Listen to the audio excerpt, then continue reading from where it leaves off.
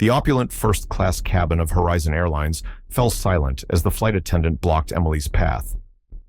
"Ma'am, I believe there's been a mistake. This section is reserved for first-class passengers only."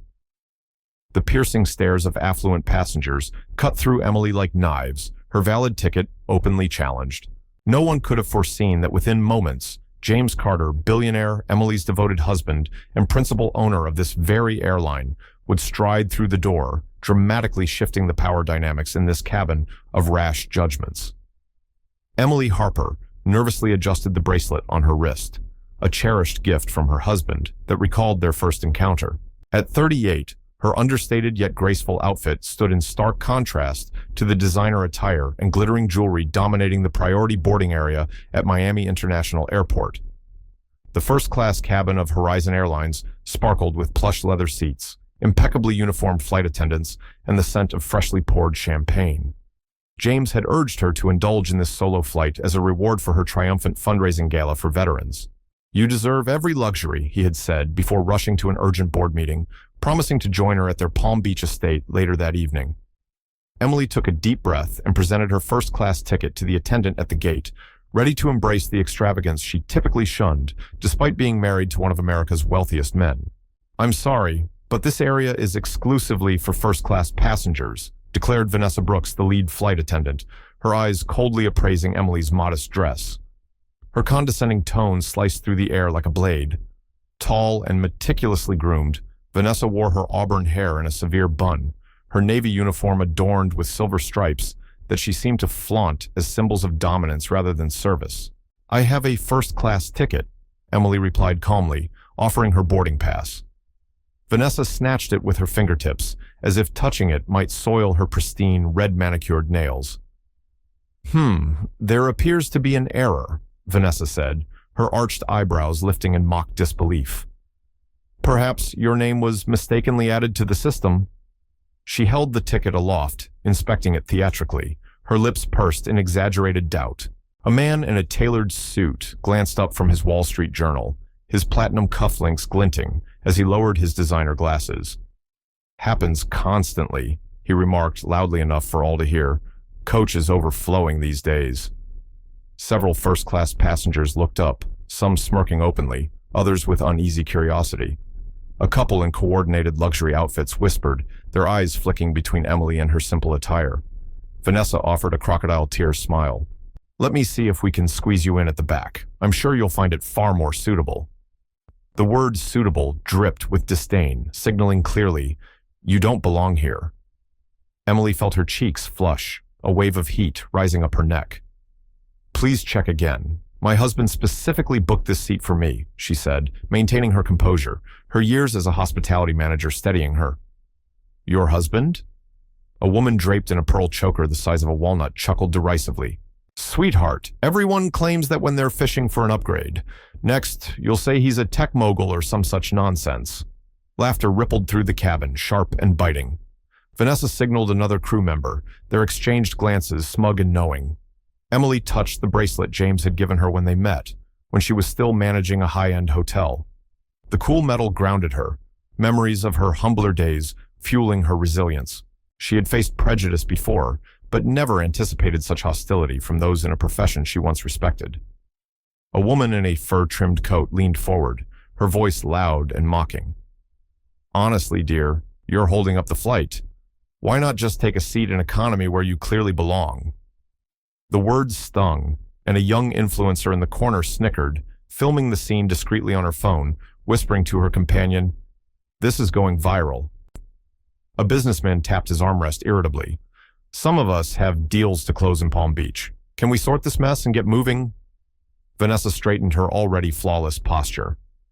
"Please step aside while I clear up this misunderstanding," she said, with a saccharine smile that never reached her eyes. "It might be best if you wait at the gate until we resolve this." Her tone was an unmistakable command.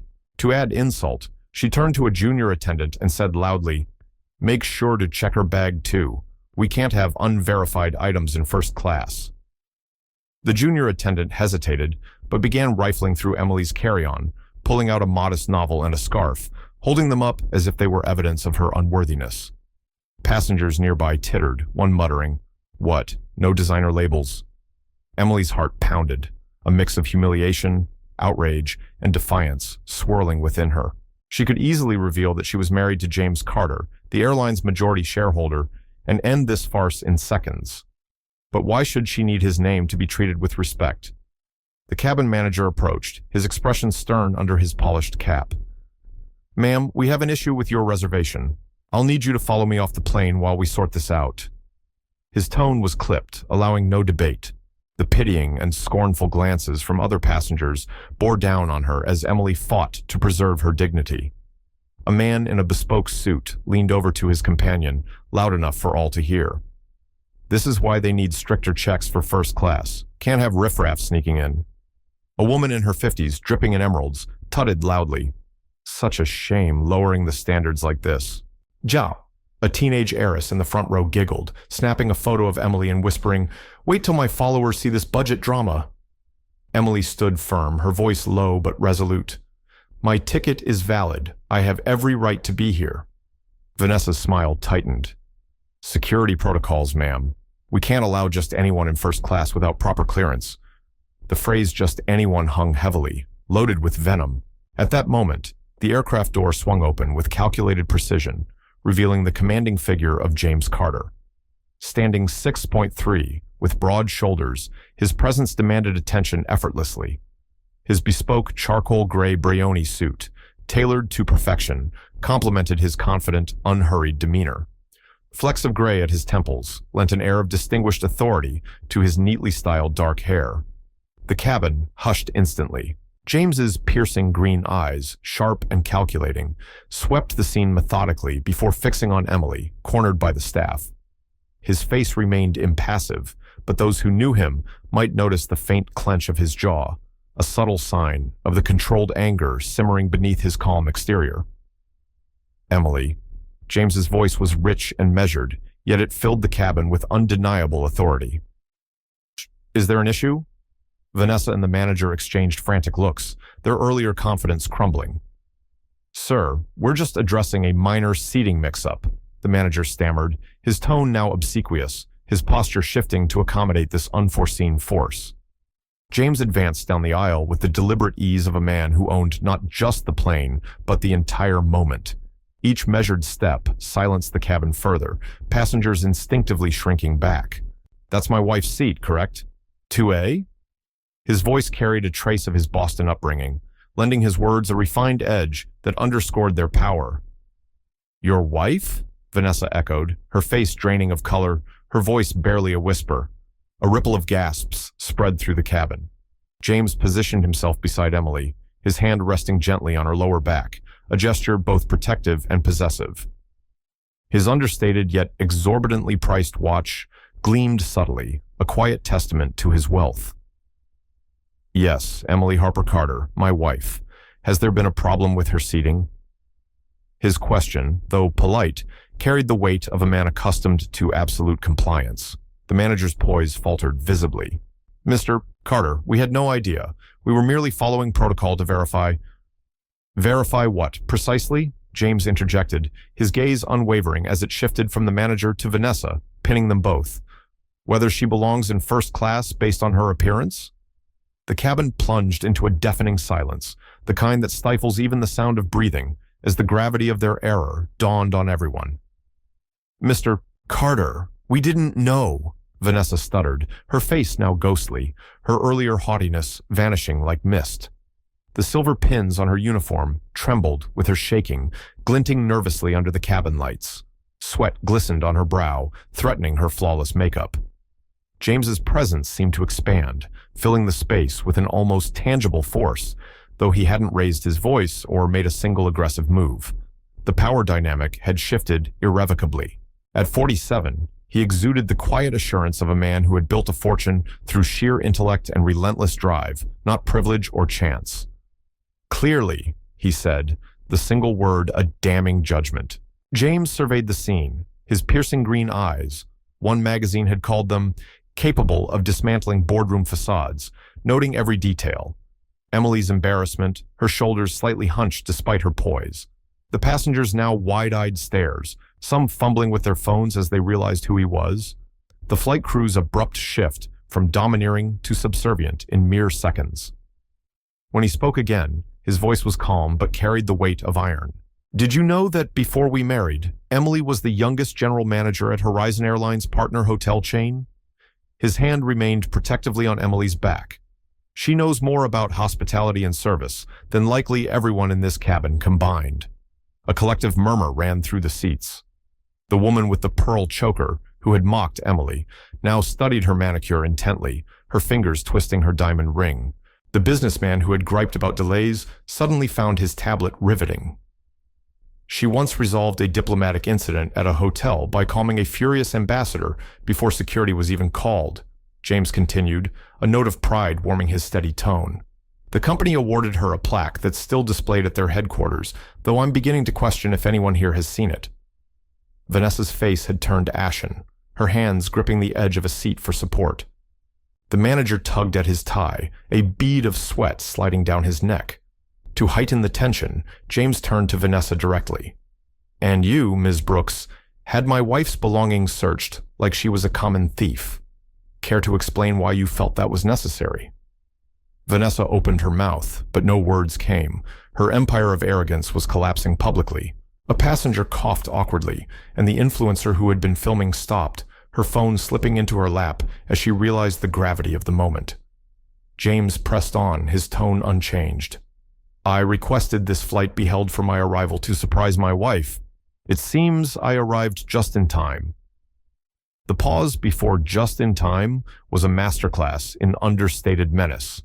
He turned to the manager, who now clutched his cap like a lifeline.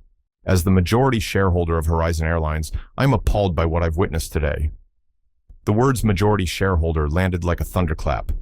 A woman by the window gasped audibly, and Vanessa swayed, steadying herself against a seat, her knuckles white. Mr. Carter, the manager began, his voice breaking. I assure you this was a one-off error. James raised a hand, silencing him instantly. Errors have consequences, don't they? His tone was almost casual, making the implied threat all the more chilling. He pulled out his phone, typing swiftly with precise movements. I've just emailed the board. Starting tomorrow, all Horizon Airlines staff will undergo mandatory anti-discrimination training. He fixed his gaze on Vanessa. Ms. Brooks, you'll have the privilege of being the first to enroll. Vanessa swallowed hard, speechless, her career teetering on the brink. The silver wings on her uniform, once a badge of pride, now seemed to weigh her down. As for the new role of Director of Guest Experience we've been planning, James continued, addressing the manager, I believe my wife, with her extensive background and her recent experience as a passenger, is uniquely qualified to assume it, should she choose. Emily's eyes widened. This was news to her, a flicker of surprise crossing her face before she regained her composure. James then turned to the passengers, his voice clear and resonant without being loud. Ladies and gentlemen, I apologize for the delay. As compensation, champagne will be complimentary for the entire flight. Then, in a quieter tone that still carried to those nearby, he added to Vanessa, ensure my wife receives impeccable service. Your future with this airline depends on it. Vanessa nodded mutely, her authority shattered before the entire cabin. The transformation was stark, from imperious gatekeeper to humbled subordinate in minutes. The businessman who had been dismissive now regarded Emily with respect, not just for James's influence, but for her dignity throughout the ordeal. The influencer deleted her video, her face pale with second thoughts. At their lavish Palm Beach estate, Emily and James shared a glass of wine on their private terrace, the Atlantic Ocean shimmering under the sunset's golden glow. The flight, after the confrontation, had proceeded in tense silence, with Vanessa avoiding eye contact while serving Emily with almost painful deference. You always know how to make an entrance, Emily said, a faint smile on her lips. James chuckled softly. Not quite the reunion I envisioned, he admitted, taking her hand, but I won't lie. It was satisfying to see their faces. Emily gazed at the ocean. You know, I've always avoided leaning on your name or status. I wanted to be valued for me, not as Mrs. Carter. And you've earned that, James affirmed. Your gala raised more funds for veterans than any event in the Foundation's history. Emily hesitated, touching the bracelet he'd given her years ago. Sometimes I miss my independence, the career I was forging. James studied her. That's why I created the Director of Guest Experience role. It's not a handout, Emily. No one is more qualified. Emily looked at him, surprised. You planned this before the flight? James smiled. It was meant to be your anniversary gift. You have the expertise, the vision, and now, after today, you know exactly what needs fixing. Emily felt tears prick her eyes. You never stopped believing in me, even when I doubted myself. James touched the bracelet. Remember what I said when I gave you this? Time is the only true luxury. How we spend it, and with whom. Emily nodded, recalling the young entrepreneur she'd met years ago when she managed his hotel stay. That hotel manager taught me more about grace and excellence in one evening than I learned in a decade of boardrooms, James said. I didn't fall in love with Mrs. Carter, the billionaire's wife. I fell in love with Emily Harper, who treated everyone, VIP or valet, with the same unwavering respect. Emily squeezed his hand, the sunset glinting off the bracelet that marked not just time, but their shared journey. So, James asked softly, what does the future Director of Guest Experience think about transforming Horizon Airlines? Emily smiled, feeling lighter than she had in years. I think it's time for a new chapter. So, what did you think of this dramatic twist? Did James's revelation as the airline's owner shock you as much as it stunned that arrogant crew? Sadly, many face judgment daily based on their appearance, attire, or background, with others unaware of their true worth. Have you ever experienced or witnessed someone being unfairly underestimated? Don't forget to subscribe for more inspiring stories like this and hit the bell to stay notified. Your comments matter. Tell us where you're watching from. Share this with someone who needs this powerful reminder about not judging by appearances. And let's celebrate the value of treating everyone with dignity and respect. Until the next story that challenges your perceptions.